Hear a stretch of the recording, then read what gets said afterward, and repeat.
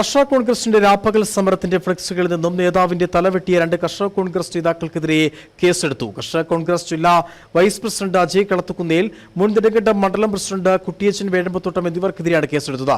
കർഷക കോൺഗ്രസ് ജില്ലാ കമ്മിറ്റിയുടെ പരാതിയിന്മേലാണ് നടപടി.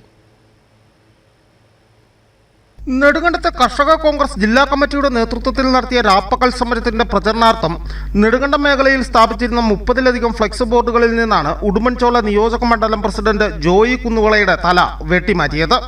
സംഭവം അറിഞ്ഞതോടെ ജില്ലാ കമ്മിറ്റി നെടുങ്കണ്ടം പോലീസിൽ പരാതി നൽകി.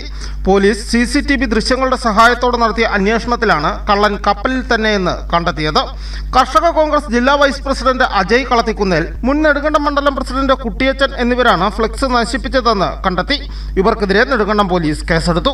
പരിപാടിയുമായി ബന്ധപ്പെട്ടുണ്ടായ ചില തർക്കങ്ങളാണ് പ്രശ്നത്തിന് ഇടയാക്കിയതെന്നാണ് വിവരം.